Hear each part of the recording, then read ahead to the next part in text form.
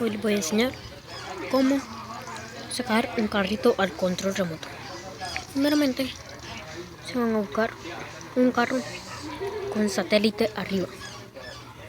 Ya teniendo el carro, se van a ir a la opción que tienen ahí, donde está circulando el punto, y automáticamente saldrá el carro. Y aparte, con este botoncito de acá, pueden explotar y pueden sacarlo infinitas veces. Aparte, muy veloz y te puede ayudar a capturar zonas. Y de paso, y aquí les demuestro un parkour.